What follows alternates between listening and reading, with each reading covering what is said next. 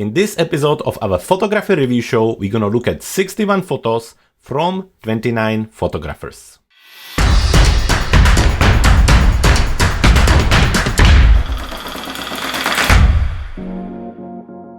Hello everyone and welcome back to another episode of our photography review show. My name is Jakub and I'm a professional photographer based in West Sussex. For the past 2 or 3 years, I've been reviewing photos of my friends and colleagues, and because it was very popular, we decided to introduce this and offer this to our photography community here at Clever Photographer. Now it's been very popular, and this is the reason why we had to limit the entries to 2 or 3 photos per photographer per week. Now for the last 6 months, we received many photos, and that's also a reason why we decided to divide the shows between 2 or 3 parts. One part where we always look at the landscape photographers, and then in one or the 2 others we look at the rest of the photography styles. Now we have lots of photos to look at, so let's jump straight into it. But before we're gonna do that, I wanted to remind you to make sure that you like this video, that you comment below, and also subscribe to us so you don't miss any of the future episodes. Now one more reminder goes about our new Facebook photography group. It's called Clever Photographer Academy, and it's a space where we talk all things photography. We answer your photography questions there, we review your photos throughout the week, and we also play and run lots of really exciting photography competitions. So if you haven't joined us yet, make sure you head to Facebook, search for Clever Photographer Academy, and join us there. Now before we're gonna jump into the reviewing, let's look at last week's Photographer of the Week.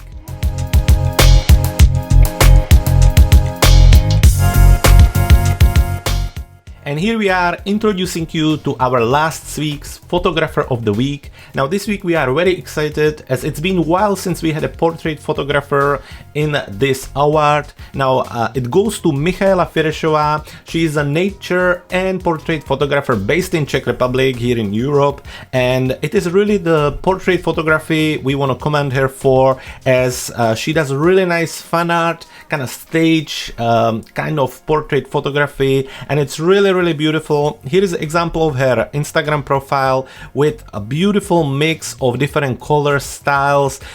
Some of them are captured interior wise, some of them are exterior. They really work. The beautiful settings and composition, lots of storytelling, and also high quality when it comes to techniques and lighting. I love the use of the elements, of the costumes, of a makeup, all of it put together in a careful but quite powerful post-processing. So Michaela, congratulations, we love your work, and for all of you, if you want to learn more about Michaela, if you want to see more of her pictures, make sure you visit her Instagram profile on this link right here. Now she also does amazing nature photography, so if you want to check her nature photography, as you can see here, beautiful foxes, owls, and other animals, make sure you also visit her profile here, as it's really worth it. So Michaela, one more time, congratulations, and for all of you, if you want to become our photographer of the week, make sure you head to our website cleverphotographer.com/review and find there all the links and dates, and send us your photos and maybe become our next photographer of the week.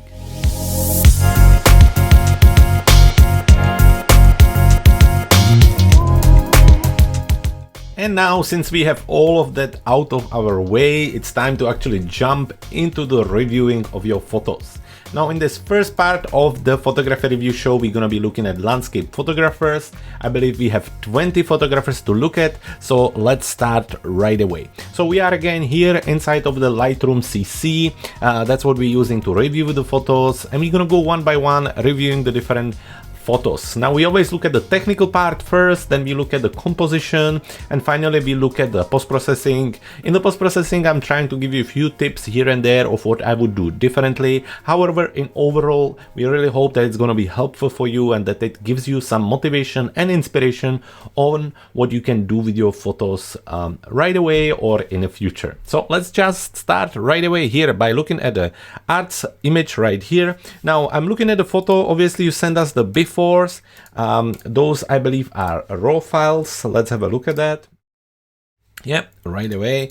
And then here is the result. Now, the result is absolutely incredible. Absolutely love the rainbow there. It's a beautiful, beautiful captures. And starting from right here, I think you've done very, very well. But anyway, let's go through it. Starting, you're using Fujifilm camera. The settings, ISO 125, f14, 1/125th of the second. Now the ISO 125 is exactly what we're looking for. Obviously, always the goal is to try to stick to 100 as much as possible to avoid any additional digital noise. f14 I understand for the situation, and although there is nothing really directly in front of you to kind of impose the depth of field, it's still better when the scene is as epic as this to make sure that everything is nice and sharp all the way through the image. So f14 is a good choice, specifically when you had a good light, and 1/125 second on the shutter speed is a good speed. So I assume you maybe even handheld it. A few shadows, but nothing crazy, and definitely something that can be easily adjusted later on in Lightroom or Photoshop. So obviously went through this, and then you came out with the result right here, ending up as a really cool panorama. Now the rainbow end up also very, very well. Let's have a look quickly. Just kind of looking around, there is a little bit of noise in the sky itself, which is quite interesting because I don't see that much on the raw file itself. Let's just kind of open it quickly and see when I open that, and maybe just push it a little bit, something like this, something like this. It's interesting, as on the raw file you can't really see the noise, and then when you go into the JPEG you can see it more, so that may be just about how you actually exported the file. In overall, technically I think it's very well done. It's a great job. The panorama looks brilliant, the light is great, the time of the day is great. Obviously being able to capture the rainbow there works very well as well. So technically well done there. I have nothing to add. When it comes to composition, I think it works very well as well. It works better as a panorama because of the lack of foreground element. I think the panorama always does a better job in this case, and still with a little bit of kind of leading line used by the water here, and then obviously your main subject being the rocks. I think it works well. It looks like it was more kind of midday or during the day photo, but because of the dramatic sky, it doesn't matter, as it kind of created a really nice scene. So I think artistically it's very well done, and it's a stunning photo. Obviously, specifically a rainbow is something that you can't plan, and when it's there like this, it just really, really works. Now, talking about post-processing, it's a little bit, let's say, detailed for me, textured for me, compared to what I would normally do. I think when you look at the beach, for example, you see lots of kind of texture on the actual beach compared to the raw file where it's a little bit more smooth.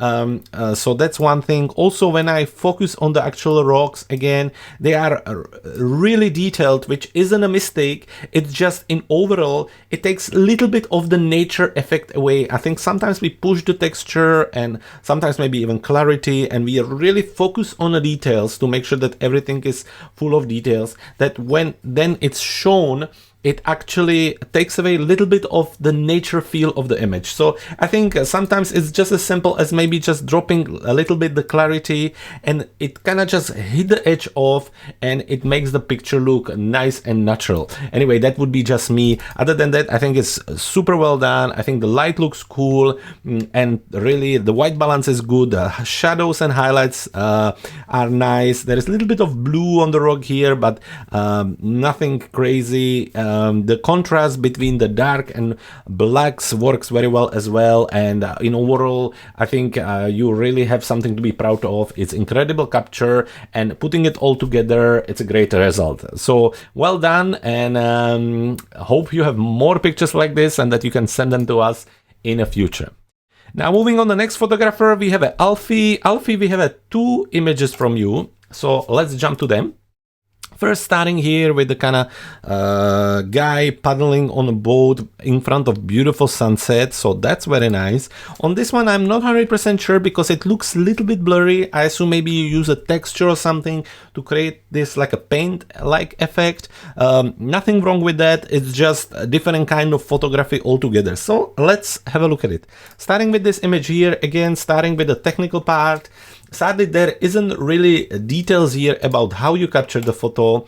It's always good to kind of send over these EXIF files where there is at least the camera type and maybe the basic setting, as it helps me to then navigate you and help you to see what you could do differently in the future. Now, looking at it like this, just kind of looking at the guy, obviously it works almost as a silhouette, and I'm assuming with that amount of texture in the water, it was quite fast shutter speed. Now, looking into the sky and around, I don't see any large amount of noise, so the ISO must have been quite reasonable. Now there's some kind of artifact here happening, which could be just from your lens, or it could be actually on the sky, so something just to kind of keep an eye on. I like the fact that he's quite sharp, so that works well. Now this is a kind of scene where if he wouldn't be there, you could have gone a little bit slower and maybe have the water a little bit more calm and smooth, so it wouldn't be that overwhelming, the overall scene. But if you're going to capture him, you want him to be sharp, then obviously you need to go quite fast. So that's just one thing. The light is absolutely stunning. The texture in the sky is beautiful. The exposure is well done as well. It's more on the underexposed side, but still I think technically it's quite well done. Now looking at this one, it's a bit more difficult to judge because, to be honest, everything here and these areas seems to be a little bit soft and a little bit blurry, but that could be easily following the actual effect of what you're trying to create here. It almost looks like water paint or some kind of painting, so that's maybe why. So I will kind of just talk about it in a general way. I think the light probably was also more harsh, so let's talk about it in a composition. Let's stick with it. I think the composition is quite nice. Obviously this creates quite nice foreground. For me, the picture is tilting just a touch, and that can be really easily fixed in a simple crop. I think I would be going more for something like this, just to make sure that the picture kind of make a little bit more sense for me. And then I'm looking at the water, I'm looking at the chairs, so I think something like this. The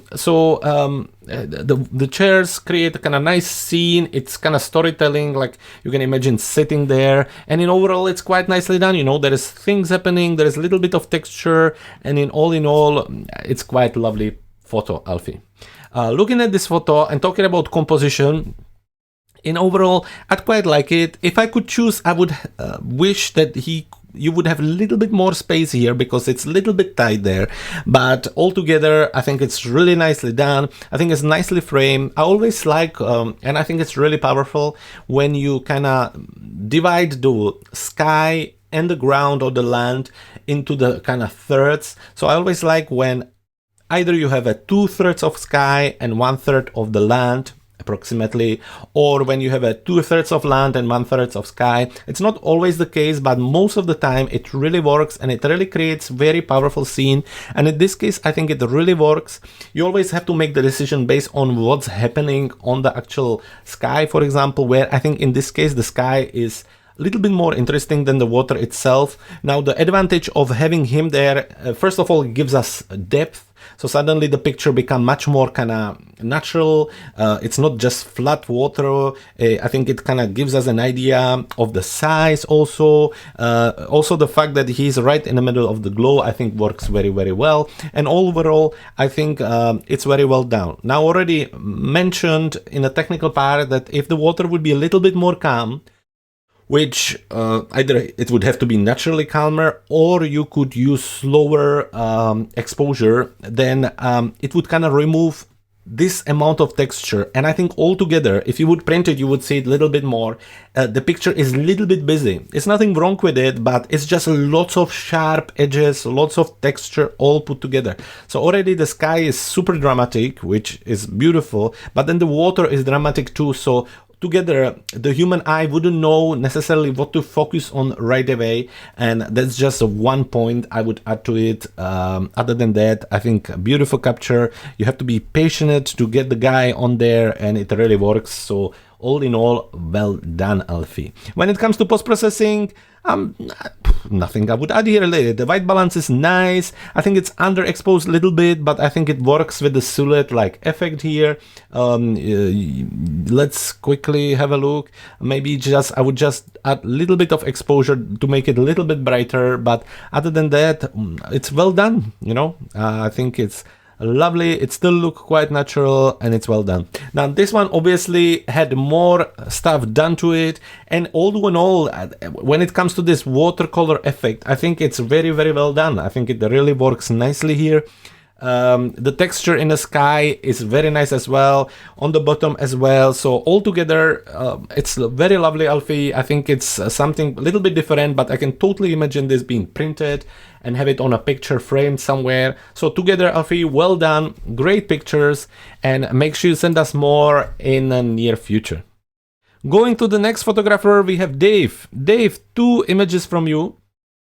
So let's look at them, both of them in a portrait shape, and starting here with the photographer on the top, and then obviously this big canyon with some boat going at the bottom, and then looking at this one with the grass here, also a really powerful image. So let's talk about them. Let's see if we have any details about the camera, and we do on the first one, and the first one was captured with the iPhone, hence maybe why you're standing here taking a picture. Now technically with the phones it's always a bit more challenging to look at the settings because it works a little bit differently than on the camera or you know, DSLR or mirrorless, but still ISO 32, so keeping it nice and low is always a good idea. Obviously f1.8, if it would be DSLR I would tell you that it's way too low, but on a phone you can see that it quite works,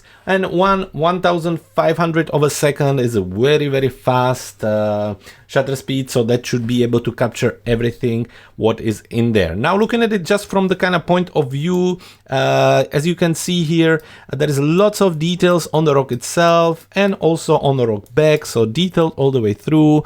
The guy is sharp from what I am seeing, so that's quite cool as well. The boat down there is a little bit blurry, but obviously it's so small that you can't see it anyway, so well done there. The water is quite nice, nice level of details, nice colors, and being it a capture on a mobile phone, I think altogether well done. Now obviously when I zoom in, I can see that you've done some kind of replacement here or something, because it doesn't really, you can see a little bit on his hand and around that there is some kind of strange glow, so it's just something to kind of keep an eye on. Also in the side of the sky there are kind of strange elements, so just something to kind of look at. If it was in camera then maybe it got a little bit overwhelmed. If you add it later, just really looking at it, making sure that it looks as natural as possible is the goal, Dave. Now looking at this image, there is no actual details on the camera, but just kind of looking at it from here, the tree is nice and sharp, so obviously the foreground being right here, nice and sharp, and then there is plenty of sharpness all the way through the canyon, so quite cool. Now the sky again at the back, I'm not sure if it was there or no, there is a little bit of a white line above the horizon, which doesn't necessarily need to be because of the sky replacement, it's just a little bit of a visible, and I'm just thinking there is a snow here and then you have this really dramatic sky. It's just kind of question of what was there before, but if it's the sky it's fine as well. They're beautiful colors, the sharpness is good, the light is very interesting, and in overall, Dave, I think it's a lovely, lovely capture. Now talking about composition, this works for me very, very well. I really love the foreground element, the middle ground element, and the background. The rocks naturally create quite nice leading line, the tree at nice depth and a flow into it, and altogether composition wise this one is brilliant, Dave. Now on this one I think this part is just a little bit too small, although it's still quite nice. Obviously, when we're talking about the depth, this helps because it creates a nice depth and nice flow through the actual picture. The river again helps navigate through the image. I think the fact that you have the photographer there helps to create a sense of a size and a ratio of the image. So obviously by him standing there, you understand how big is the actual rock. So that's always a good idea, and I think it really works in this case. So together, Dave, just a little bit more space here maybe, but other than that, well done, well done. Now post-processing, again, I quite like it. I like the dodge and burn here. I like the colors. I like how the shadows and highlights are done. Not 100% sure about the white balance. Let's just have a look at it quickly. In the color here, let's see if we click on auto, maybe not as yellow, but maybe just a little bit less pink would work. Other than that, it's nicely done. My main focus in this case would be the sky and really seeing what's happening there, because as it's white, it takes full-on attention when you look at it first, and right away you start to see that something's going on there and something isn't exactly right. Then you kind of zoom in and look at the photographer, and you can see that there is some blue leaking in. So just something to look at for the future, Dave.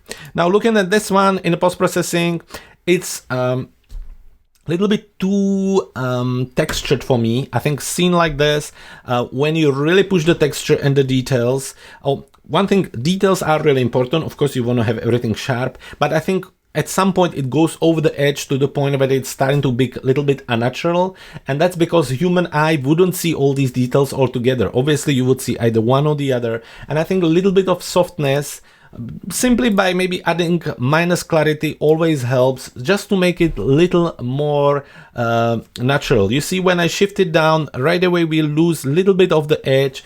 It can also be done locally just by using the mask and maybe brush, and then you can just brush minus clarity into the background, leaving the foreground nice and sharp, and then right away it looks more naturally for the human eye, simply because human eye would be focusing on a tree first and then see the background, and the background being just slightly less in focus and less textured. Other than that, I think it's very cool. Both of the images are very interesting and very different. Also the portrait, I haven't seen landscape portrait captures for quite a while now, and I think it works very well and you've done very well. So thank you for sending us your photos.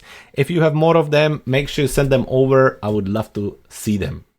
And it's time to look at another photographer. We have Dennis and his photo right here. Dennis, just a quick first impression. So this is something what we call selective color effect. I am a big fan of it now.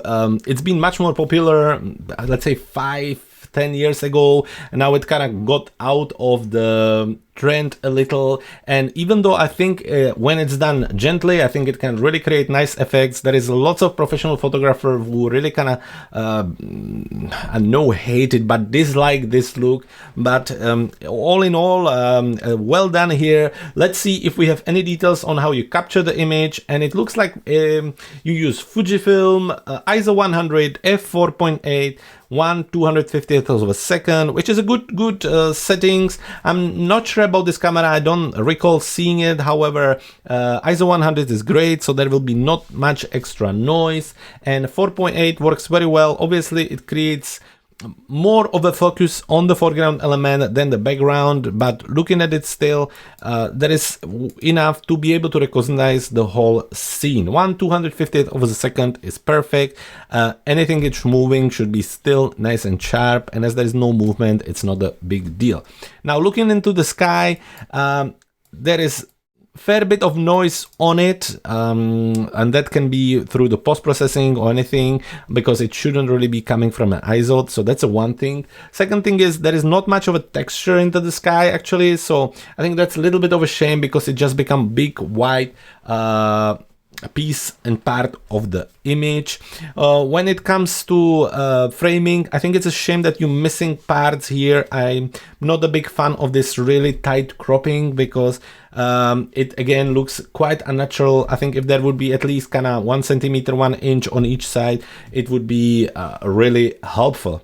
Now okay, so technically I think other than that, I'm not sure about the light. Obviously from black and white, it's a bit tricky to say, but I think it's still in overall, technically that's where we stand. Now composition, I'm not 100% sure about what's the idea, and I think always the starting position is about what is it you're trying to say. Now what is it about these kind of, I'm assuming it's like a post boxes, is it about them, or is it about the buildings at the back? Are they supposed to create some kind of framing? Are they supposed to point at something? And they don't really do any of that. So when I look at it first, I'm not 100% sure about what is it you're trying to say, what is the main subject. Now when I go alongside it, when I think about it, I see the selective color on these elements, so I'm assuming you're talking about them, but then they are not really that well framed, because maybe at least the building could be in the middle, so to kind of create pointing shape in it or something like that. So I think that's something what I would be looking at to start with. I think the selective color can work when you picking the main subject and keeping it colorful, or the other way around, but in this case I'm not 100% sure, so that's something to think of for the future. I already mentioned the lack of the space on the edges here, which I think it's definitely something I would focus on in the future. And looking at the skies, there is no texture. I would be definitely for removing some of it, again following the rules of if it doesn't add anything to the composition, it doesn't need to be there, and a huge part of white sky just kind of takes attention away. Also knowing the fact that human eye immediately looking at the image get attracted by the whitest and brightest part of the photo, and looking at your photo, it would be the sky itself.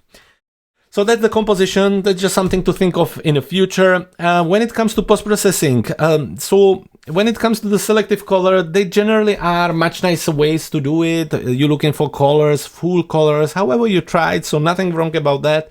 When you do that, I always like to push the black and white, the rest of the black and white effect a little bit further, maybe just by pushing the contrast a little bit more, pushing the whites and black, and really kind of making them stand out in a contrast of the color. That would be my suggestion there. Also, you could do a little bit of local adjustments, maybe by using the gradient here and really pushing the view on the boxes, and maybe copy this or duplicate it and doing similar on the other one, and really bringing attention first at them and trying to do something with it. So Dennis, that's just for the future. I think the selective color effect can work really well, and the effect itself is done nicely. I would more think about the subject and see what I'm trying to do there. If you starting to think that maybe it gets too complicated, start by just picking one subject and then move from there, so you can maybe start by something a little bit simpler, maybe just picking up the house itself, or maybe one post box or something different, just to kind of try and see what works the best for you. So anyway, thank you very much for sending the photo over, and send us more in the future. Now moving on to the next photographer, we have Eurico. Eurico, we have two images from you, so let's look at them. We're starting right here, a beautiful kind of evening blue hour scene on the coast with a lovely longer exposure and a kind of mist. I really like this part. I think that looks very, very cool, and the glow with the star shape effect also looks very, very nice. Now looking at this image right here, it's a very nice dramatic sky with a boat in front, creating a nice depth, very powerful and dramatic scene. So let's talk about them. Let's start right here. Let's look at the information. Sadly, there is no camera information about how you've taken the image. Let's have a look at the other one. There is neither, which is a really shame, because that always kind of helps to push the skills forward when we can see the settings and help you a bit more from there. But anyway, still from what we see, a little bit on the darker part here in the shadows, something what can be helpful, hopefully help a little bit in the post-processing. Again here, edging towards really kind of dark black areas. However, this part creating quite nice foreground element. Let's have a look. Again, the star shape works really nicely on the lamps. Looking at it just kind of from this point of view, there is fair bit of noise in the sky itself. Now that can be created maybe by higher ISO or or processing into the JPEG image, who knows.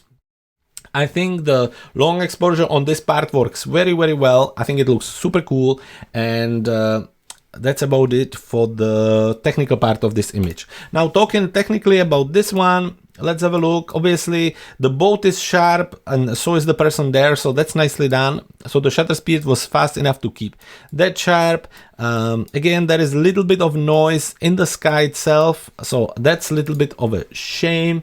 But the sky has a beautiful texture, the overall light is nice, and it's a nice dramatic capture. So all in all, well done, Eurico. Talking about composition, starting on this one, I would probably crop it a little bit more, and again follow the rule of third. I would probably go as far as this, simply because up to here it's nice and dramatic, the sky, and it creates really nice composition and a scene.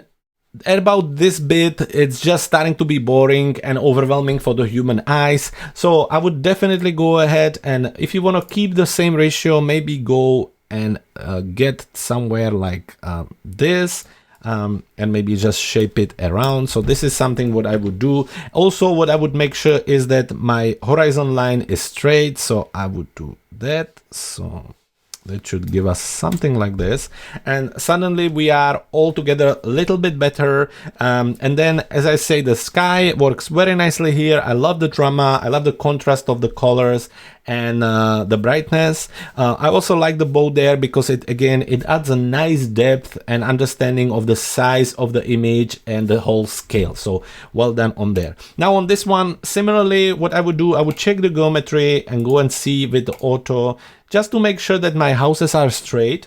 Now the auto didn't do much, so let's see if we can use the guided, and we're just gonna check the edge of the house here, and let's see, we compare it with the maybe the tower here, and there we have it, just to make sure that it's nice and straight.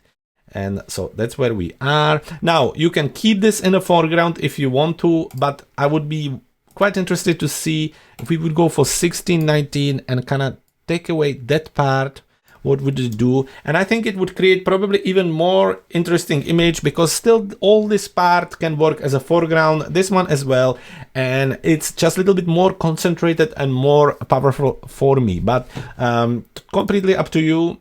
Let's just reset it. One thing I would do, I would definitely do the geometry, just making sure that everything is nice and straight here. So composition wise, I think this is again really nice. Either this or this can work as a foreground element. I think the middle ground and background works well. There is some nice stars and a nice glow on the town, so together, well done. Now talking about post-processing, on this one it's a little bit on the darker side, which is not a problem, but I would push it just a little bit. I would definitely open the shadows more, just to get a little bit more details in the shadowy area, not too crazy, but I think when you get to this point, it's almost a part where you're losing details, and if you would go and print this part would be completely dark. Now let's look at your blacks, and as you can see, when I hit the blacks and I hold Option or Alt, everything was black, yellow or other colors is completely dark, and it would be just pure black on your prints. So that is where you want to open the shadows to maybe something like this.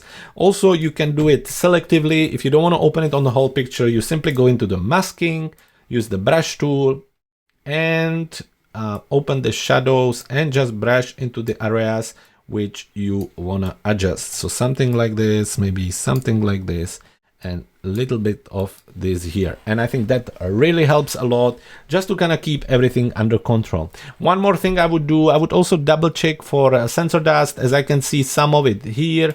It's really easy to remove. There is a video under the description where you can learn how to remove the dust, but it's really as simple as using this healing brush, visualizing the spots. Sometimes they are easier to see, sometimes not, but I can see definitely one here. And it's just as simple as one click and it's removed. So that's also something to keep an eye on. Now, talking about this one, I wouldn't do much to it. I think it looks very, very nice and natural. Push the exposure a little bit. That would be one thing. And maybe just use little vignette to close the image and to guide the viewer through the image. So all in all, Eurico, thank you very much for sending us your image. Love it. If you have more, make sure you send them to us in a near future. Now, talking and moving to the next photographer, we have Evgeniy. Evgeniy, we have 2 images from you, and it's been a while, so it's always good to see images from you. Obviously, this more from snowy landscape. So let's talk about them. Let's see your camera settings, and so the camera is Pentax. And I remember that your ISO on this camera can go as far as 200, so this is where we are. The rest of the settings, f16, 1/500 of a second. Let's see on the other one, f16. F16 is quite high f-stop. Just as a reminder, generally the lenses have a kind of sweet spot, or the best spot where they're performing the best when it comes to sharpness, vignetting, and other artifacts. And on most of the lenses, it's between 7 and 11. Now, obviously, 16 is good if your camera can do it, but quite often it starts to introduce things like a sensor dust, where I can see one here. Again, it can be really easily removed by the use of the spot healing brush. So there is one here. So just that's kind of downfall a little bit of using such a high f-stop. Again, if the camera allows you to remove them, it's something I would do, but other than that, let's have a look at it. Obviously, the sharpness all the way through, which is really nice. It's quite a nice light, which is a little bit flat. It doesn't add any kind of shadows around, which is touch of a shame, but it works nice in a combination of the white snow, and that's about it on this one. Let's talk about this one. This one has a little bit more depth with the use of the tree and all together. So you had an ISO 200, f16 1/750th of a second with 210 millimeters. This is why you get the kind of depth of field where the tree starting to be a little bit soft compared to the background. I'm sure you can see it when I focus on a tree. So something to kind of keep an eye on in the future. But normally I would say is an advantage, but when it's so dominant, you want the dominant elements to be sharper, I would say, for this. And specifically when you're using f16, you should be able to have sharpness all the way through. I like the light a little bit more, and overall I think it's a little bit more interesting with the shadow, adding a little bit more to the whole flow. So between the two of them, I like this one just a touch more, but they are still both very nice images. Now when we're talking about composition on this one, I think the tree adds really nice depth. I think this part again creates nice depth and nice flow through the image. I like the snow, and I like how the kind of different parts of the snow again adds a nice depth. There is some snow falling here as well, which is quite nicely captured. And all in all, I think this image, with being just a little bit closer crop, which I would go for something like this, because then it creates nice view and a frame through the image. I think it's very nice. On this one, I wish there was a little bit more space down here. I think that would help. However, all in all, I think it's still very, very nice. Obviously, this tree being the main subject with the snow, I think it's good. Of course, you know me, I always wish that you would have a little bit of texture in the sky, but looking at it from what you have, I just wish there would be more space on the bottom to give the tree a little bit more space, as it's the main subject. Now, talking about post-processing, I think it's nicely done. I always like to add a little bit of the vignette to guide the viewer on, especially when you have this kind of flatter light, when there is not much of a difference between the shadows and highlights. It's always good to use the local adjustment, maybe something like a brush, bringing down the exposure and painting it in, making some parts just a little bit more darker really helps to create a little bit more interest in the picture itself. Now you can add select sky. Let's see if it actually select the sky for us. And what you can do is you can just bring the exposure down there a little bit. Again, just creating a little bit more interest in the overall picture. Now I know for sure this picture would look great in a black and white as well, but we can do that next time. On this one, I would keep an eye on my white balance. However, I think the warmth is probably coming from the sun itself. So let's just quickly check auto, or we can use the picker, and that's about it. Yeah, a little bit more of a blue, I think, just by bringing down the tint, and maybe just something like this would help. Here definitely you would benefit with a little bit of a vignette. Again, highlighting the view through the trees, I think is quite helpful. And if you push a little bit the contrast, I think all in all it creates a really nice scene. So Evgeniy, thank you very much for sending us your photos. Take care, and send us more of them in the near future. Now, moving on the next photographer, we have a Hilda. And Hilda, we have one photo from you, so let's have a look at it. So it's kind of industrial image-like, so let's have a look at it. Here we are. Let's have a look at the information. Nikon D700, ISO 200, f7.1, 1/640th of a second. So the setting is quite well done.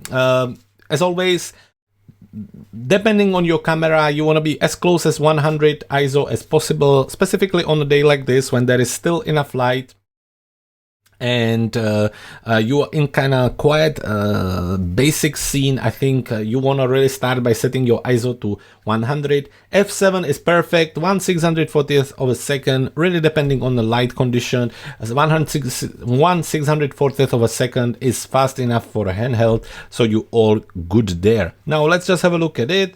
The sharpness seems to be fine, nothing wrong there. The light is interesting, so I'm assuming maybe it's a little bit later on during the day. The sky is also very lovely with some nice texture in it. I don't see any additional noise or minimum of it. So all in all, technically, it's actually quite well done. Now, moving on the composition. First, what I would do is I would make sure that it's straight. So that can be really easily done here in geometry by going into the auto. Let's see if that helps. And it helps, and it kind of improves, just making it a little bit more just make it a little bit more straight and balanced. Now, when it comes to composition, my first thing is that I'm not 100% sure about the main subject, the main scene. What is it really you're trying to show? There is this completely damaged building, but it's kind of cut away a little. Then there is this whole block, but it all together, you're just not really sure about what you're trying to say. I think it would be more interesting to focus on one or the other rather than putting them all together. So that would be my suggestion there. Also, there is not really a foreground element. Because of this building, we get some sense of depth. However, that whole part is a little bit kind of flatter. So just kind of something to think of in the future, maybe to having some kind of stones or truck or anything would help to place it in foreground. So let's say it would be standing somewhere out here. You would just have to move around the scene and see what works the best. I think it would really help to create the whole foreground, middle ground, background, and it would help to the overall scene. But I think the most importantly is that it's a little bit of challenging to say what is it you're trying to show. And I understand they are kind of damaged buildings, but it's just not clear why, what is it, and so on. So just something to think of for the future. Again, no leading lines, also something to think. So there are different elements what you can use. I think person standing here could help as well. Anything to show scale, maybe to show flow, or to show some kind of depth. Each one of them can add extra to the whole and overall image. Now, when we finish it off with the post-processing, you're showing something which probably supposed to provoke some kind of sense of nostalgia or a damage or aging stuff, and it's in a mixture with quite warm colors, quite bright colors, which kind of altogether works as a contrast with each other. So I think this picture, either I would push a little bit on it, the things like clarity and a texture. I would probably make it less colorful as well, so maybe bring down the saturation a little bit, make it a little bit cooler. and suddenly we're getting something a little bit more interesting. I think in the light, I would push the contrast to really bring the Grinch out of it. Now let's go back to effects, and again, maybe push the texture a little bit. Then I would create a vignette and maybe simply just cut the foreground here away. Let's see if we unlock this, just kind of take away the foreground and focus on the back. Now, obviously, looking at it, to make it a little bit simpler, you could also do something like this, and suddenly we have our main subject. We're focusing on that. We need to kind of revise the geometry here. Again, let's see if we could just do very quickly something like this, and maybe something like this.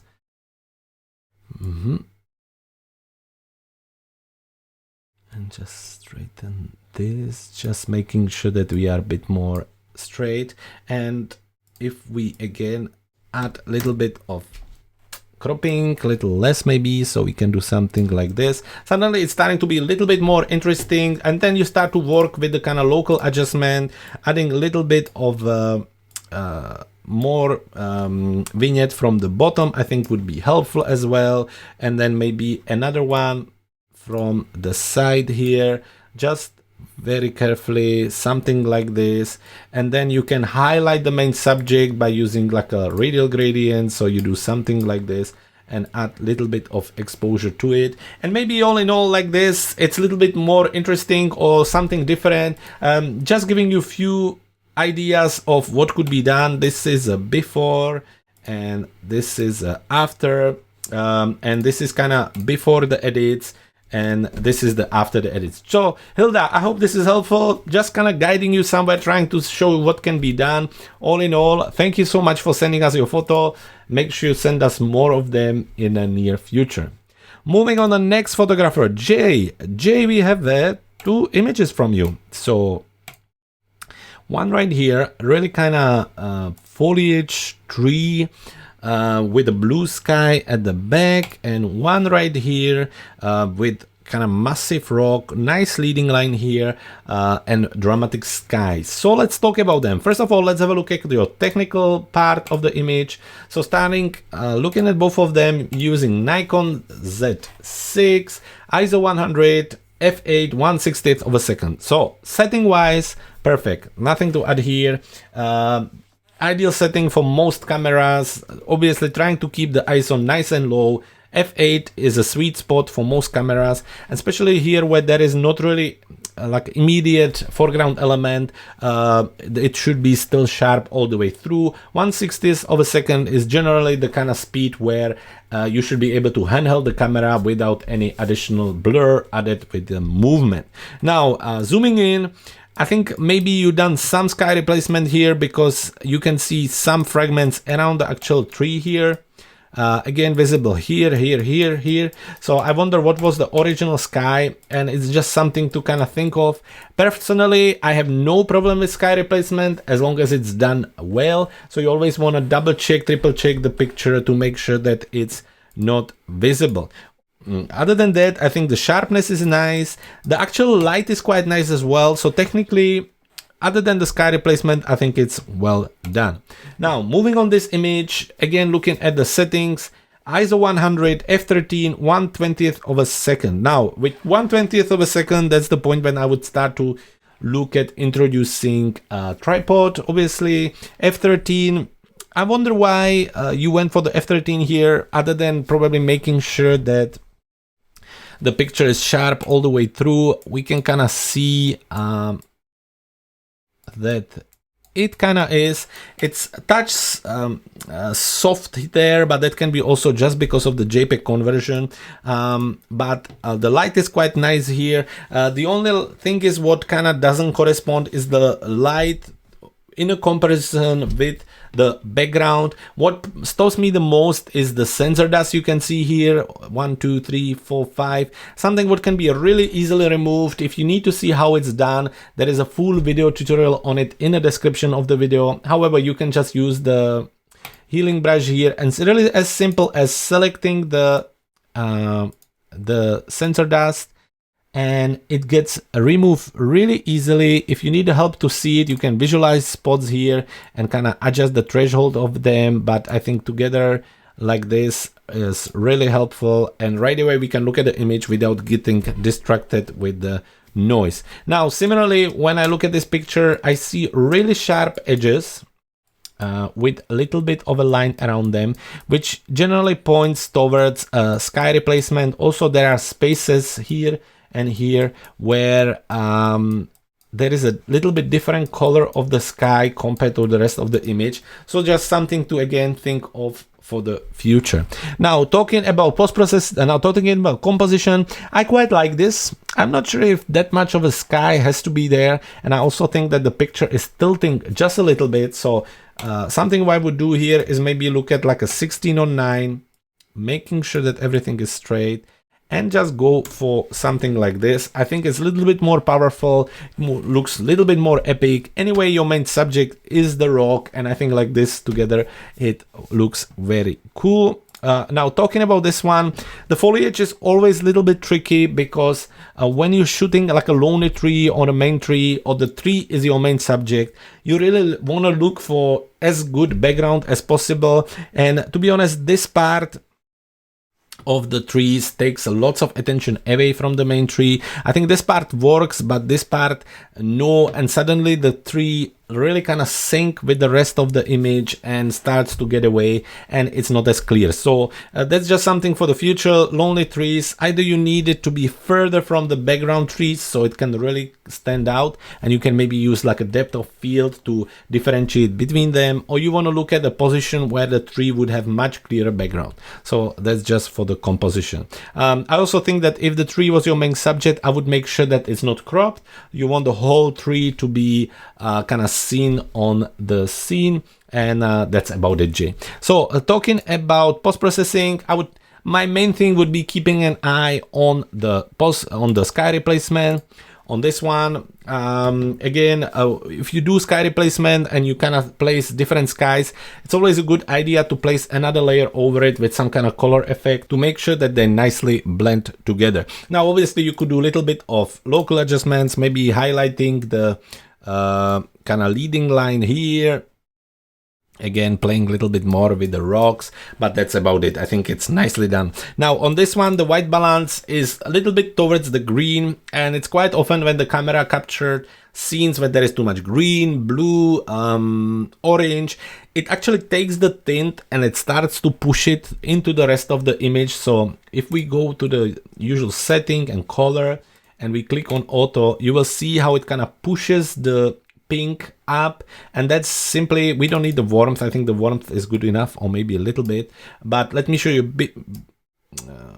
Let's see, before, no, if we bring down the tint, let me show you before after, how it kind of takes away the green from pretty much everything and just leave it where it's supposed to. I think that's always helpful. Other than that, Jay, I think you done pretty well. You heading there, just here and there, a few things to kind of think about, and I hope this was helpful. Now, if you have more images, make sure you send them to us in the future. Otherwise, thank you very much and take care. Now, moving on the next photographer, we have a Jim Mitchell. Jim, we have two pictures from you, so let's look at them right here. Jim, starting right here. Lovely picture. I really like the guy flying in, the birds, the sea. I like the depth of it. Very cool image. And talking about this one, lovely image. Maybe a little bit of cropping and adjustments we need to do in the post-processing, but we'll look at it in a second. First of all, we look at your camera settings if we have them, and we don't. So just from what I can see, everything seems to be sharp, so that's always a good thing. So just kind of looking at it like this. So the shutter speed was quite good to focusing as well. Now, something what would probably help here would be to use a little longer exposure and smooth the water a little bit more. That would be quite nice. Now, when I'm looking at the sky, it's all gray except the two artifacts here. So I wonder, what is it coming from? That's something to kind of look at and see why is that happening. Other than that, I think technically the light is quite nice and diffuse, which is a good thing. And all in all, it's a lovely, lovely photo. Now, talking about this one, the guy is sharp, so that's good. There is a little bit of noise in the sky, but that could be easily from the JPEG. Now, I quite like the birds. I think that looks cool. The light is quite nice. It's a little bit flat because of the time of the day. A little bit of the reflection here works as well. So all in all, both of them technically quite well done. Now let's talk about composition. Starting with this one, I would probably crop it a little bit more like a panorama. Let's see. To go for something like this. And it's a simple question of removing stuff which don't need to be there and make it a little bit more powerful. Now, just quickly kind of noting for you, when you look at this part of the image, I'm not sure what was done there, but it almost seems like some cloning went the wrong way. So that would be my first thing to look at before doing anything else. Then obviously we can crop that away simply by doing something like this, and suddenly we have much more powerful scene. Obviously, because it's all about the sea, the rocks, and the guy flying, I would probably crop it even more, maybe like this, and really just focusing on him. So something like this. Other than that, making sure that the horizon is straight would be another task, but I think it's quite cool, and that's about it. Now the sea and the rocks create quite naturally depth of field, which I think works very well. And obviously the person adds kind of scale effect to it. So again, it's quite helpful, and altogether well done, Jim. So moving on this one, first of all, I would make sure that I have everything straight by maybe using the geometry here. So let's see if we use auto. Yep, that straightens everything up. Second, I would again crop it a little bit tighter, probably as far as this, because I really like the trees here, but I'm not crazy about the plants down here. Maybe even more, just to get rid of them. I would probably remove them in a Photoshop, but I think this is quite cool. And now again, looking at the sky, I wonder if we could just remove it by using this tool right here and this tool right here. Can we? Yep.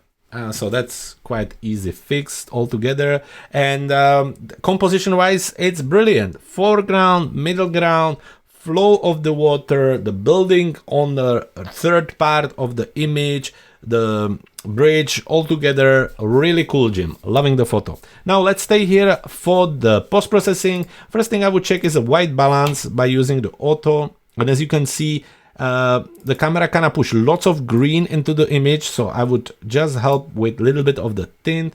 I wouldn't necessarily work, maybe minus a little bit of the warmth. What I would do definitely in the light, I would bring down the exposure just a little bit to something like this to make it a bit more natural, push the contrast, and maybe add little vignetting here. So something like this. Now, of course, then you can do some local adjustments. So maybe with a bit of exposure, you can add a little bit of darker areas just to kind of play around with the different parts of the image. So something like this. And then you can do the exact opposite by adding plus exposure, maybe painting on the actual building. Let's see. Right here. And maybe into the water, and maybe again adding a little bit more into the trees. So that's about it. We can push the contrast a little bit more, check the blacks. I think they are good. The whites are good as well, and we can just add a touch of vibrance, and I think altogether is a lovely image. Now on this one, there's a lot of blue, so again we want to make sure that the white balance is correct.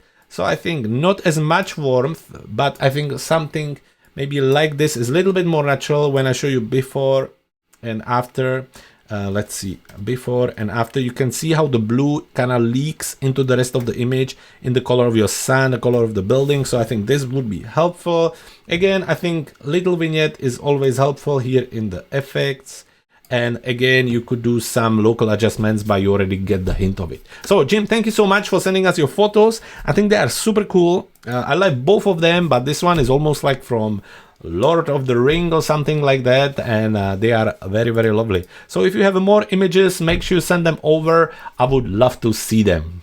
And now let's jump into another photographer, John Lister. John, 2 images from you. And let's look at them right here. Now, first of all, this beautiful mountain with a stunning sky, and then portrait with a lovely sunset, a really nice start effect, and this kind of lonely tree in the foreground. So let's talk about both of them. Let's see if we have any technical details. And we do both of them with the same camera. Okay, so let's start with this one. Nikon Z6, ISO 200, 56 millimeters, f8 1/50th of a second. So looking at it from the first look, seems to be all good. Obviously, you know yourself, the closer you 100 ISO, the less digital noise gets then impressed onto the actual image. But all in all, 200 should be perfectly fine. f8 is great. It's a very good value for most of the lenses, really performing at its best.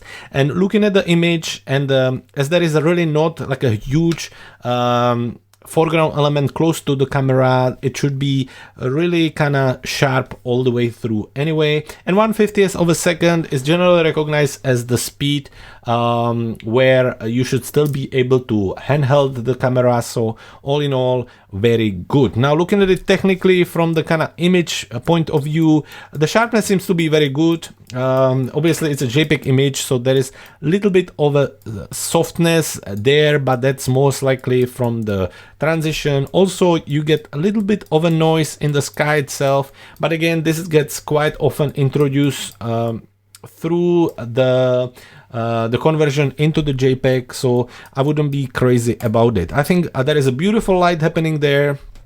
I love the texture in the sky. I think it's really, really nice. And together, I think it's very well done technically. Now, talking about this one, let's look at it as well. Same camera, ISO 200, 17 millimeters, f8, 1/500th of the second. Now ISO 200 we're staying with the same, so no problem there. f8 again good. 1/500th of a second I think is just a little bit of a shame, maybe assuming you didn't have a tripod with you or anything like that, because it would be really nice if you would be able to slow down the shutter speed and maybe get some smoothness in the water. That would make the whole scene even more calm and lovely, but still I think the result is very nice. Even with the f8 you're getting quite nice star shape effect here, which I think works lovely. Obviously the light is beautiful. Little bit of a shame the sky wasn't a bit more interesting, but I know just like you that sometimes there's nothing you can do about it. Now talking about composition, we can stay with this image. I think the tree and the sun works nicely together. I wish there would be a little bit more space here just to kind of balance it all together. One thing I would do, I would crop it a little bit tighter, again following the kind of rule of if it doesn't add anything to the overall composition, it doesn't necessarily need to be there. And I think knowing that this is all just gradient, I would probably crop it down a bit and place the tree on the golden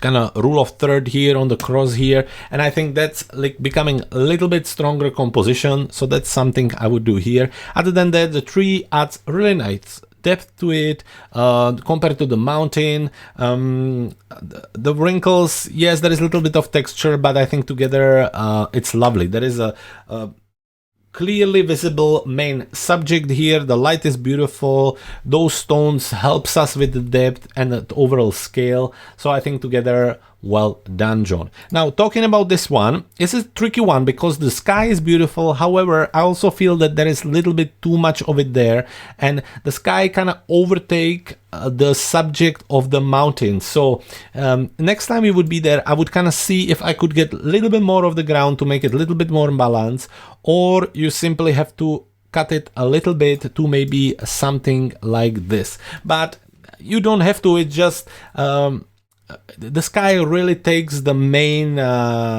subject away. Obviously you could also crop it the other way around and just really make it all about the sky, but it's just up to you, and you have to artistically decide what is the image mostly about. Now I'm for sure this would looks good as well, going for a really kind of panoramic view, something like this. But again, we're missing a little bit of the ground here, which would, I think, help a lot. But all in all, it's lovely. One thing which is missing is a little bit of a foreground element here, but then the trees and everything, I think, overall help. Again, another thing which would be really helpful is something what would give us a scale here.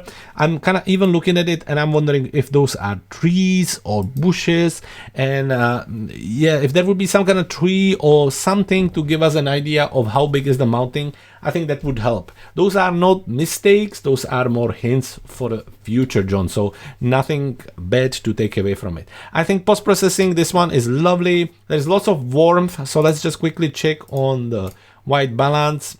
And I actually think your white balance was quite good there. I quite like it. Maybe a touch less of a pink, but maximum like maybe 2 or 3. I think little gradient from the top would be helpful just to close the image a little bit more. So maybe just something like this, but not crazy. You can add a little bit more warmth there, and that's about it. Again, you could maybe do a little bit of extra exposure in some parts of the image, but altogether I think it's a lovely capture. Talking about this one, I think the white balance works here. It's nice and yellow. I would probably push it even more, and definitely with a little bit of vignetting here you create something very nice. John, both of them are beautiful captures. Few ideas of what you could do, as I mentioned. However, well done. I'm very impressed, and I would love to see, as always, more photos from you in the future. Until next time, take care. Moving on to the next photographer, we have a Luciano. Luciano, we have 3 images from you. And just as a generally kind of message, we always trying to say, when you're sending your pictures for reviews, it's always the best practice not to add any watermarks, signatures and additional frames, simply because it takes away the attention from the images themselves. Specifically when you're using white frames, as you know, human eye gets instantly attracted by the brightest and whitest part of the image, and in this case it's the frame, and then you're kind of looking around, and by the time you get to the picture you start to compare the white balance of the frame with the image, and it just takes a lot away. And I know in fact that there are some of my colleagues who don't even review photos when they are in the frame, so just something to keep in mind for the next time. For us it should be a simple adjustment. Let's just take away the frame and let's focus on your image. So you can do something like this and this. Let's see.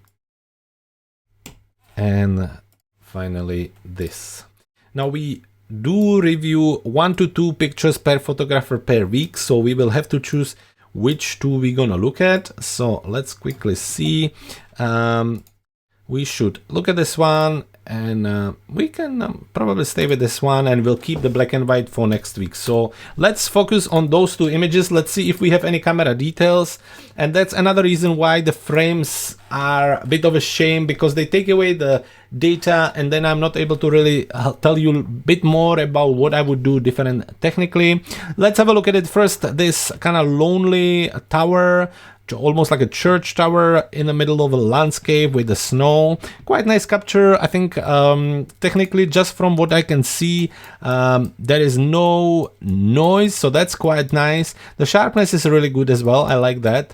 Quite interesting light, even though it's in the middle of the day. Obviously quite harsh shadows around, but all in all, quite nice capture. Talking about this one, beautiful sky, beautiful light.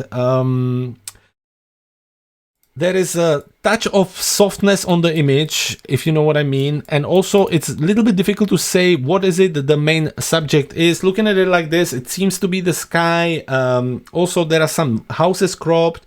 and it's kind of just difficult to see what the viewer should be focusing on. I would crop it a little bit differently, but we can have a look at that in a second. From what I can see, there is nice texture in the sky, there is a nice sharpness all the way through, and that's where I would leave it, Luciano. On this one, let's have a look. So first, when it comes to composition, I would make sure that the geometry is done, well done there. So we can do that by using auto, or we can simply use it by guided. Let's see if that's gonna do something for us. And there you have it. Maybe something like this to start with, but then obviously it's kind of tilting differently, but maybe just something like that. When it comes to cropping, because, it's, yeah, that was cropped a bit differently, I would probably focus on the subject itself, something like this, and that's about it. I mean, obviously the main subject is clear, the sky is quite nice, there is no additional elements around it, nothing to add. That's where I would leave it. On this one, composition wise, I would definitely crop some of the sky away, because I think there's a fair bit too much of it. So maybe something like this, just so we don't take any of the elements away. This is what I would do, and that's about it. Talking about post-processing, I think it's quite nice. I like the warmth of it.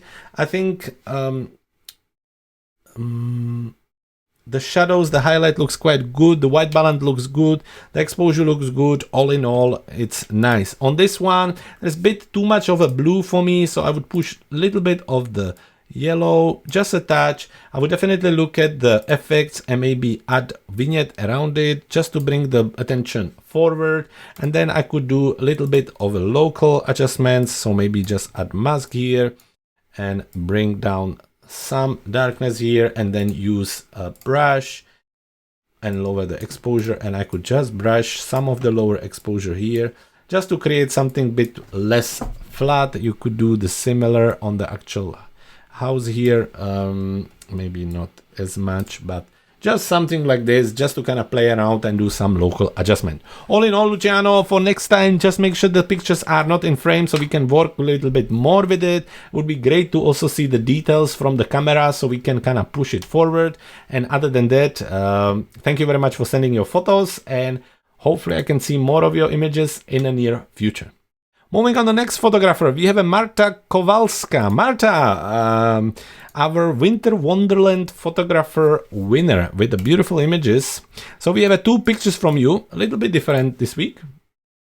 So let's jump on them. So this kind of almost lonely tree with a lovely reflection and the overall blue feel with a little bit of mist. And then we have this super powerful sunset over the lake or a sea.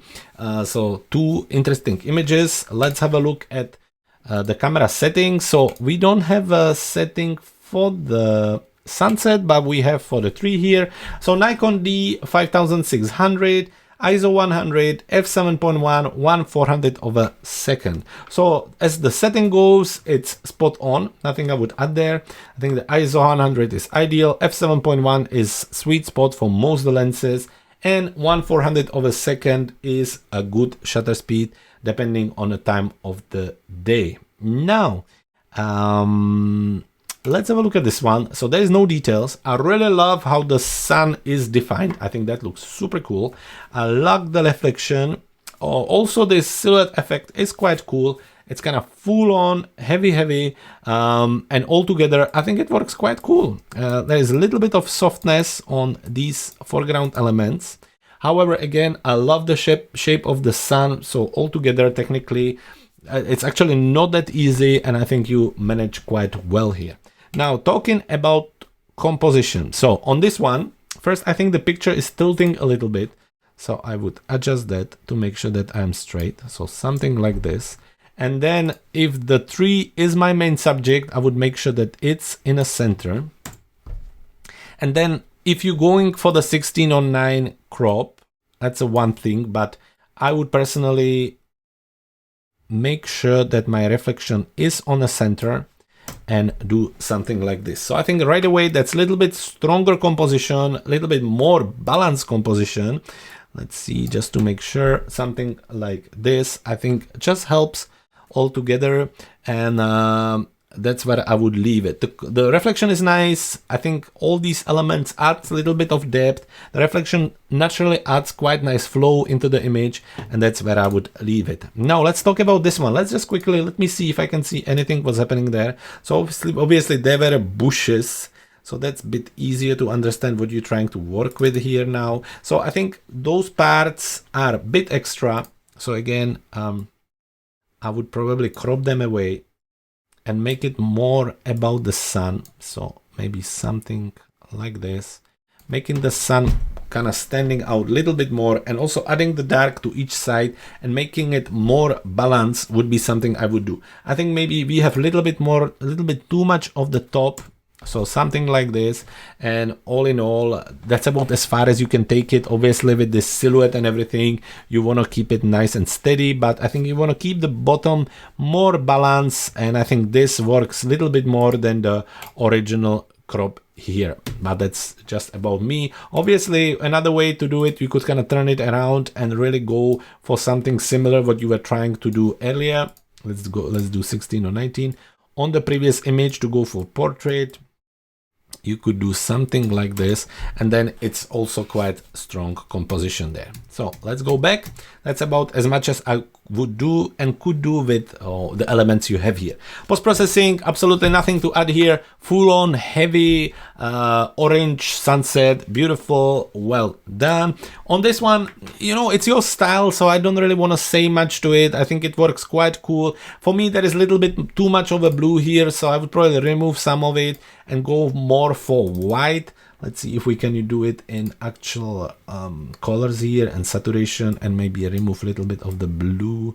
Yeah, so maybe something like this, but I know you kind of like it, and generally it works. It's a little bit busier scene than your usual, with kind of unbalanced, with obviously having much more darkness here than here, but altogether like this, when it's cropped like this, I quite like it. All in all, Marta, thank you so much for sending us your photos again. Congratulations one more time on your winning image. It's superb, and you know I really like your photos, so well done. Take care and send us more photos in the future. Moving on, the next photographer, we have a Michael. Michael, we have two images from you, and especially this one is gorgeous. So let's see what we have here. Talking about this one, let's have a look at the camera details. So Nikon D850, ISO 100, f13, 1/6 of the second. So setting wise, perfect. I mean, ISO obviously as low as possible, f13 just to make sure the sharpness is all the way through, because there's lots happening on this image. 1/6 of the second, I'm assuming you went based on the camera. Lots of texture in the sky, beautiful light. Technically superb, well done. Now, talking about this one, again, Nikon D850, ISO 400, f 2.8, 3.5 seconds. So a little bit of a shame of this part here, because I think it takes some attention away and it makes it a little bit less balanced. But the sky is beautiful. Obviously, the moon is beautiful. The kind of warmth here actually add a nice feel to it.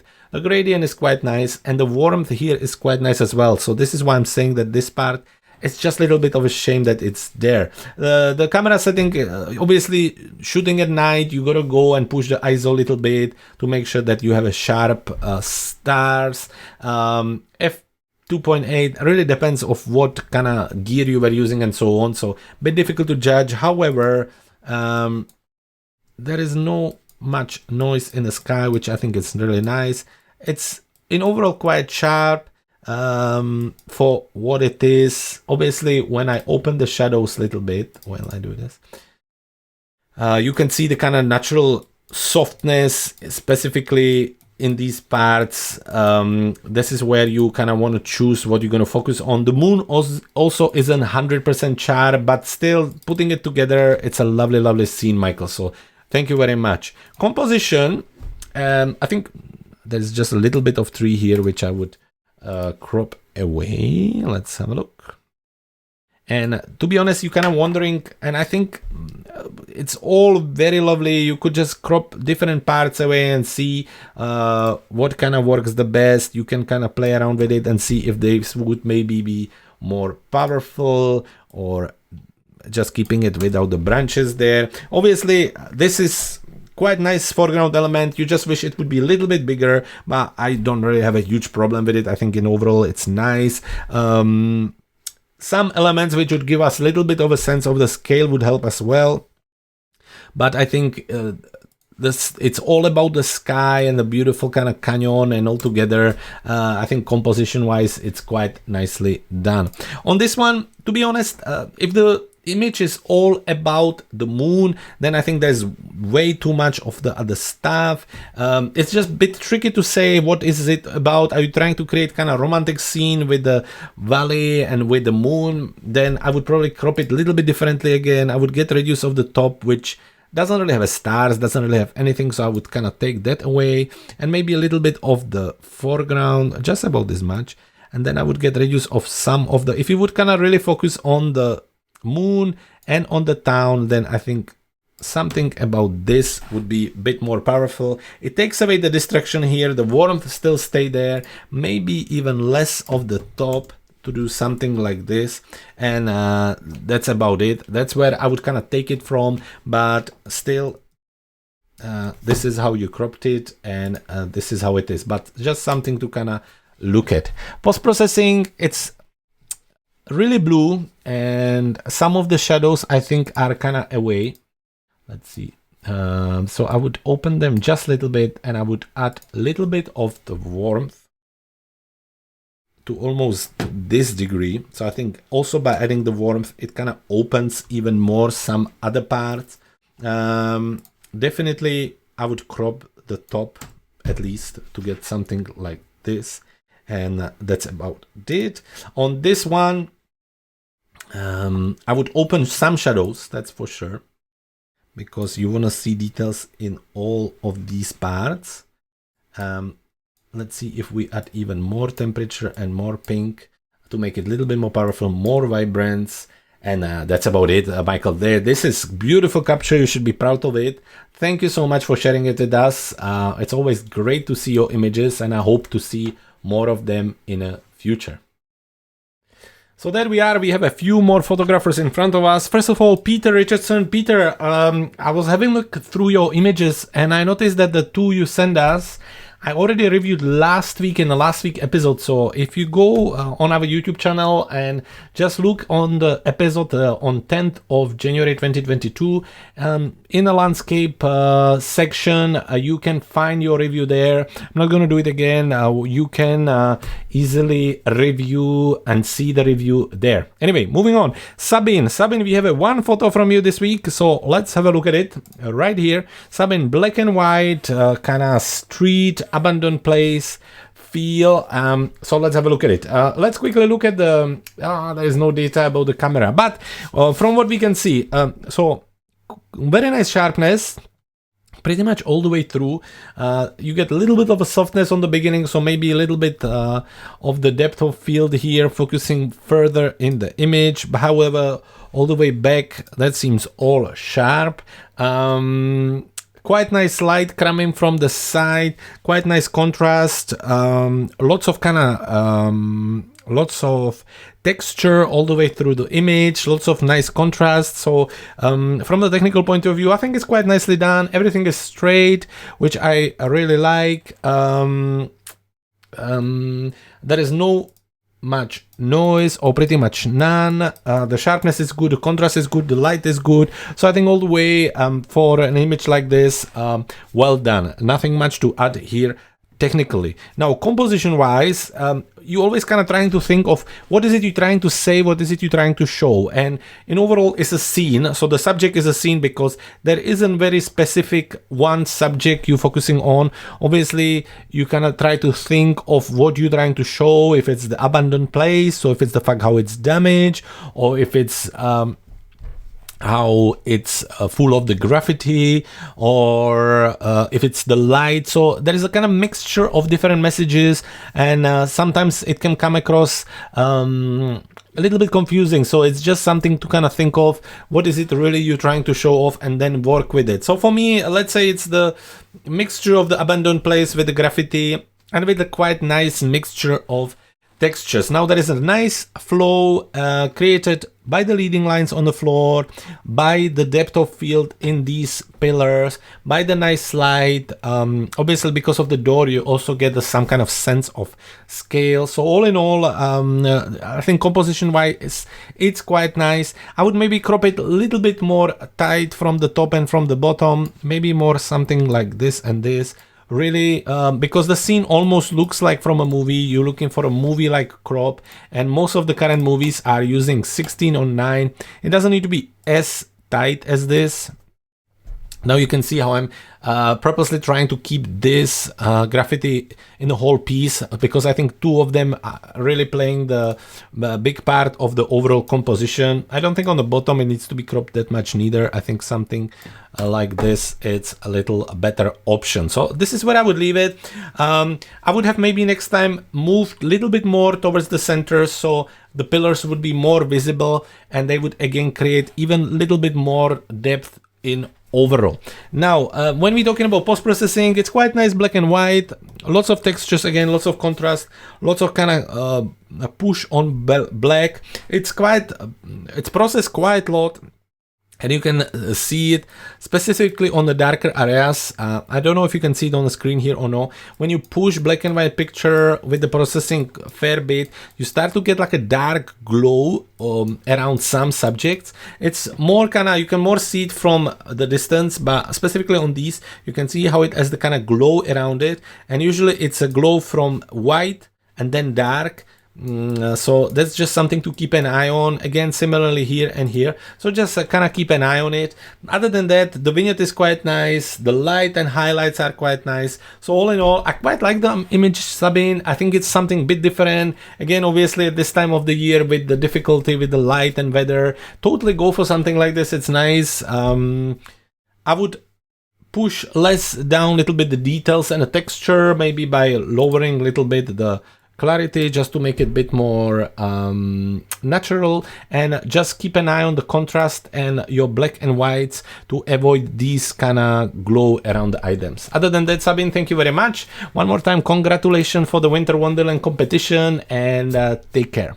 Moving on, the next photographer, we have Soren, and Soren sent us two images which are before and after. Let's see if this is a raw file. And I think it is. And this is after. This is a lovely, lovely edit. I love the overall feel, the sun, the style of editing. I really like that. That's very well done from here to here. Well done there. And on this one, this is before, this is after.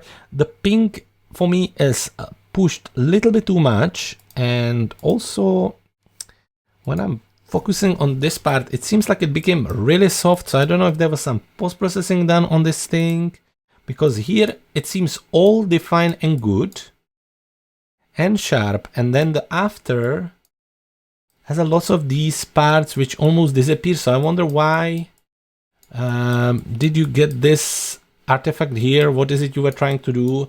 If it was like you were trying to push the depth of the field, or interesting, why are you getting this and this? Well, anyway, let's have a look at this one. This one, technically, Canon 5D Mark IV, ISO 200, f2.8, 2000 of the second. You're getting nice sun here, really nice depth of field as well. The kind of really differentiate from the foreground to the background here. I think that works really nicely. It makes the scene a little bit more natural. So all in all, well done. ISO 200, as always, trying to stick to as close as 100 as possible. f2.8 is quite low for what I would go for, but again, you must know better of what you were trying to do. 2000 of a second is also quite high, but then maybe for the movement of the sun, or who knows, if you want to leave me in a comment a note about why you went for the 1/2000 of a second, that would be great. But anyway, the sharpness is there. There is a lovely light. There's a lovely contrast to it. The depth of field is brilliant. So all in all, well done on this one. Really like it. Technically, when I look at the original image, ISO 2500, which is obviously really high, and depending on the camera, that could really introduce lots of noise, and it's usually quite visible in the sky and then in the darker areas of the image. So that's just something to keep an eye on. f2.8, in this case, I don't really see the reason why would you go so low, specifically when your shutter speed is 1/800 of a second. You can go usually as slow as 1/50th or 1/60th of a second and still get sharp image. So you could have either lower your ISO or increase your f-stop against the shutter speed. So that's just something for the next time. Now, composition wise, again, I'm not 100% sure why you're getting these kind of blurry things here. So let's have a look at this one. If we would have crop it a little bit, which I think you're exactly right. I think you can crop a little bit on the top, a little bit on the bottom to get something like this. Then obviously you open your highlights, you open your shadows, then you check your whites, probably somewhere here. Then you check your blacks, add a little bit of contrast, and then let's have a look at the white balance. Let's look auto. That's way too much. So just push the pink a little bit, but I will do it more in the local adjustment. I think warmth a little bit as well. It's always good to double check the white balance with the picker. So definitely not as white. Let's have a look again. To start with auto, yeah, let's take, I think this is white enough, and then there is the pink glow, which you're obviously trying to increase here. So I understand that. That can be easily done in a masking here. Just select the sky, and once it select the sky, you can push the pink bit more, and you can add a little bit of blue, but maybe we can do that in waves. So a little bit of the pink, and then add one more right here with the blue at the top, to create something like this, I think.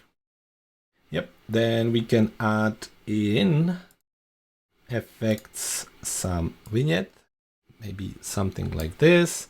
Bring down the clarity, definitely, and then push the texture a little bit. Let's see in a color if we would add vibrance, just a touch, maybe lower the saturation, and then again in masking, use the radial gradient, not radial gradient, sorry. Use the linear gradient, add it here, and maybe make sure everything is reset, and maybe no. What am I doing? We need a new gradient with the linear gradient here, add it here, lower the exposure to close the image a little bit, so something like this. And then we can do some brushing, maybe add a little bit of interesting light in certain areas. Obviously not as much, but maybe something like this. And then create another one where we actually lower the exposure and make other parts a bit more darker to create kind of natural drama. So this is something I would do. This is yours. Just kind of two different ways. The result is pretty much same. What I would more be looking at is this part and see why it does this to you. Other than that, Soren, well done. Great pictures. Loving this one. Really, really nice and clean edit. This one, just a little bit different. This is the result I would come up with, and you take care. Moving on to the next photographer, we have a Stephen Frost.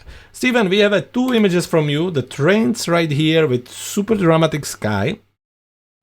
And then we have this really interesting building with the sky behind. So let's talk about it. Steven, just for next time when you send us a picture, try to avoid adding frames to them. It just takes lots of attention away as they white, you know, so it's always better to look at the image without any additional digital elements in them. Just kind of making sure that we're focusing on your art as much as we can. So we just crop it a little bit here, here, here, and here. Boom. Okay, let's see if we have any details of the camera. We do. So talking about this one, you use Olympus camera, ISO 200, f7.1, 1/1000 of a second. So ISO 200, I think, as always, trying to stay as close as 100 as possible if the camera allows you to. So that would be one thing I would look at. F7.1 I think is a good choice, trying to make sure that everything is nice and sharp. 1/1000 of a second is super fast, even for people on the picture, so just kind of something to keep an eye on. Now, talking about the kind of overall feeling, I think there's a really nice sharpness into it. There is nice texture in the sky. However, when I focus at this part of the image, it seemed that you done some work to it, because it's really, these edits are really visible. They don't necessarily adjust to each other. Similarly here and on the lines here. So I don't know if there was maybe a car or something like that. So it's just something to keep an eye on. It's kind of, it took me just a few seconds to notice it, and then same for the rest of the viewers. Once they would see it, they would obviously pay attention to it. Equally, when I look at here, just kind of looking at the sky, either it's been replaced or it's been really pushed with the post-processing. So because it creates like a halo, you can see it pretty much all around, specifically here, and then around here it has kind of gray halos. I hope you can see it on a video. If not, then you can double check on your own image. So those are the kind of things I would keep an eye on when it comes to the technical options. Now, talking about this one, ISO 100, so perfect there. F11, I think totally for this image to make sure everything is sharp. That's a good choice. 1/400 of a second to make sure that you to keep the nice movement of the smoke and fog. So all in all, this is quite good. Let's have a look a little closer. It's a shame that it's kind of smaller resolution of the image, because it gets blurry quite easily. Again, you're getting a little bit of a halo around this part of the image, and around here also there was some adjustment probably done. So just again, something to keep an eye on. When you do any adjustments like this, you really want to make sure that you do the best you can to remove them so they're not as visible. Other than that, it looks nice and sharp. There is not really much noise. It's a full of texture and contrast, but still it's a lovely photo. Now, talking about composition, this picture is great. Love it. I love the depth of field created with the trains. I love the leading line and flow created by the rails. I love the sky. I think it's very well done. And to be honest, there is nothing I would do to this image. I think it works. Now, this image, all in all, is quite cool. I like the sky. And I like the space around it. So, nothing much to add here. I think you're missing something as a foreground element, but that's really not that big of a deal. I think both of the images are really cool, and composition wise they are nicely done, so well done. So clearly composition isn't a problem. So post-processing is where I would maybe looking at making sure that everything is fine. And again, it's a bit difficult to say as the pictures are smaller kind of resolution, but I think maybe your white balance need a little push. You get lots of noise in the sky here, so just something to keep an eye on, and definitely keep an eye on the editing to make sure that you avoid these halos around, and that you keep an eye on parts like this where it's really visible, the editing, and it's a bit distracting. Similarly on this one, I would lower the exposure a little. I think it's a bit overwhelming. I would also go into effect and bring down the clarity to make it a little bit less, little bit more soft. I think it's a bit sharp, and overall I think the scene is a bit busy, and keep an eye on the areas like the trees where you again getting these kind of halos and it's just a little bit too visible. All in all, Stevens, thank you very much for sending the pictures over. It's a pleasure to see them. Please take care, and if you have more, send them to us in the future. Now, moving on to the next photographer, we have a Theo. Theo, we have a two images to look at. So, starting with here, Montmartre. I know this hill very well. I think behind you is the statue of Dalida. Beautiful, beautiful scene. Almost a classic view with the kind of path going up. Lovely lights. So all in all, well done. On this one, I'm not 100% sure where you are. I'm not that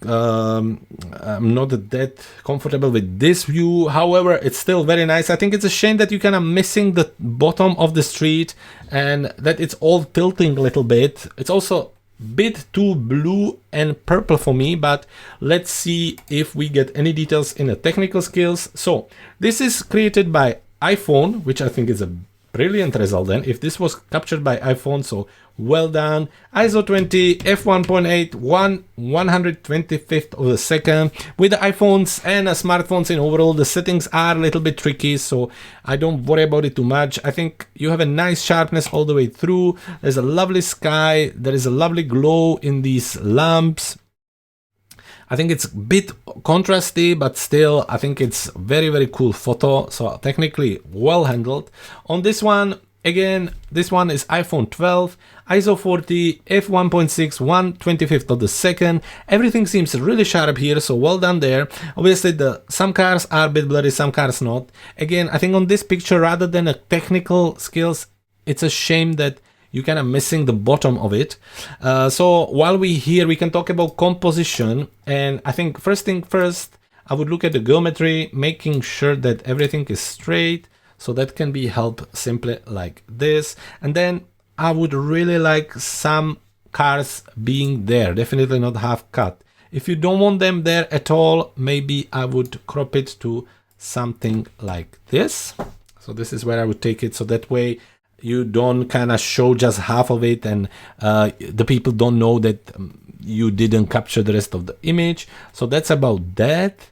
And I would leave it there. I think it's way too much of everything here a little bit. Maybe you would crop it even more and really bring the main subject here into lower third. So maybe something like this, or you could do it completely differently. You could do it more like this, really, to be more just about this building. So that's what maybe I would do. On this one, nothing to do. I think it's well done. Again, the leading line really works here. The depth of field created by the pillars here, the lamps, the flow.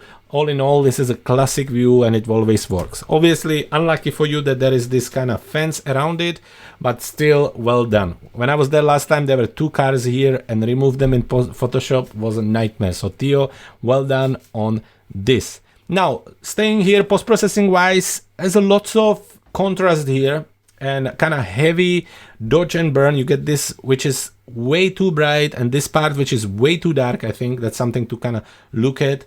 You get brightness here, and then you get lots of kind of darkness all the way. So that's just something I would keep an eye on. I think a little bit the white balance would need a little bit of help, maybe more warmth and a little bit more magenta. I think that's what I would kind of help with a bit of vibrance. But other than that, yeah, you could do some local adjustment, maybe around the lamps, you know, add a little bit of the glow and work around that. But I still think that it's a great picture and great capture, Theo. Moving on this one, yeah, the white balance for me is way too blue and way too pink. I wonder what would auto do, and it actually makes it completely. I would probably push it at least like this to make it a bit more natural and maybe lower the pink. Oh, not too much. So maybe bring down the saturation a little bit, bring the vibrance. So at least something like this to make it just a little bit more interesting, more natural. Then add contrast, bring down the exposure again a little and see what you get out from there. You also get quite interesting kind of glow around the building here, which is a bit visible there. And we talked about the cropping already. So all in all, this is what I would do with it. I think this picture needs additional help. I think you would really like the bottom of the street to be there and something to do with the white balance to make sure that you lower a little bit of the pink and blue. So all in all, Theo, thank you very much for sending us your photos. It's a pleasure to see it. Take care and send us more in the future if you can. Moving on to Vanessa and her capture here with the beautiful rainbow. So let's jump to it. Vanessa, let's have a look. Let's have a look at your settings. Oh, no settings here, Vanessa. That's a shame. It's a very lovely scene. I really like the rainbow. I love the fields. I love the light in the sky. However, from what I see from this image, and it's 138 kilobytes, Vanessa, I almost feel like I should tell you to send me a bigger version, but just from the kind of quick overview, because it's really difficult to say if the image is soft, like no sharp, or if it's the quality of the image. So for the future, as high quality as possible, Vanessa. Anyway, obviously the field is quite nice. It's a lovely dramatic sky. The rainbow is really nice there. I like how the field creates the foreground, middle ground, and then you get the background right there. So I think that works. Personally, I would maybe try to go a little bit further there and see if this field had a different color. I think it would create nice color contrast. I think that would be really lovely. When it comes to composition, there's not much you could do here. There isn't really major foreground here, and when the rainbow appears, it's a bit difficult to kind of move around, so I think you did quite well here. Post-processing, again, bit difficult to see from this image, but let's see if auto would help us. No, actually it leaves the white balance, so the white balance is quite spot on. Bring down a little bit the exposure, and then maybe with the brush actually highlighting the rainbow would be what I would do. Maybe not that much, but something like this, just to make it a little bit more visible, I think would be a good idea. And that's about it. Vanessa, if you have this image in a better quality, let's jump out of this. Please make sure to send it over. I would love to see it and tell you what we could do differently, or what we could kind of improve for the next time.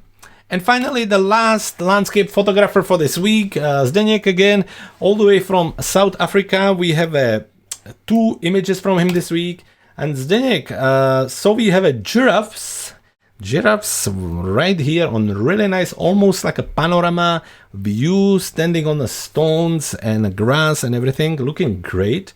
And then here, oh my god, composition wise, there's everything here: foreground, leading line, flow, scale. Well done. So let's talk about this one. Let's have a look. Again, camera setting, Canon 600D, ISO 100, 171 millimeters lens, f8, 1/500th of the second. So the settings are quite fine, I think.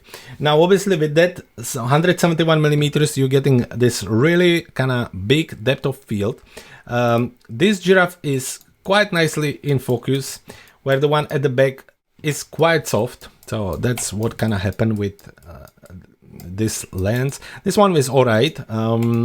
Again, some of the back is again a bit softer, so it's pretty much this kind of area of the image which is nice and sharp, and then again these trees as well, a little bit softer. So I don't know if you should increase the f-stop, or next time maybe just avoid this part altogether. I mean, it creates nice depth of field, but some parts are a bit more natural than the other. Shame for the sky, but that's how it is. We already talked about it. Let's talk about this one technically. 100 ISO, 33 millimeters f10, 1/250th of a second. Well, you see, once we down to 33 millimeters, suddenly, even with f10, we get the sharpness all the way through, which is quite nice. Sharpness on the foreground, sharpness on the rocks at the background, and it looks really cool. Technically, I think really well done. It's again harsher light, but lovely details. And all in all, this one is very well done. Now, talking about this one composition wise, to be honest, I wouldn't do anything much differently here. I think the panorama really works here. The way the giraffes are positioned there, I think works.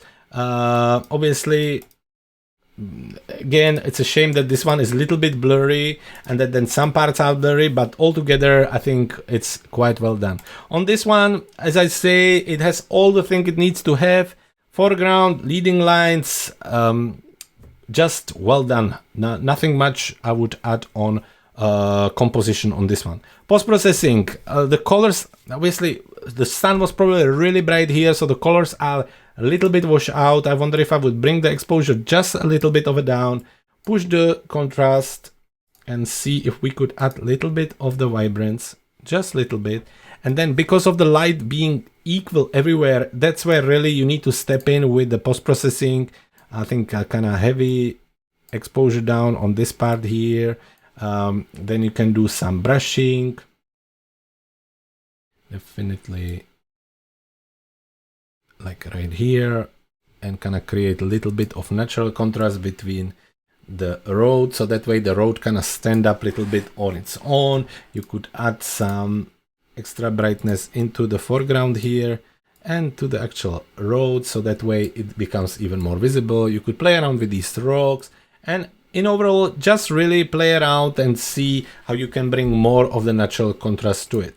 On this one, I would probably darken the sky a little, which can be really easily done here in masking. Just click on select sky and then lower the exposure just a little bit, and then I would add another one with a linear gradient and close the sky down a little to create gradient again there, just to make it a bit more interesting. I would add a similar one here on the bottom, because obviously the giraffes are the main subject anyway, so something like this I think would be helpful, and that's the way I would leave it. Zdenek, thank you so much. It's always so cool to see your pictures.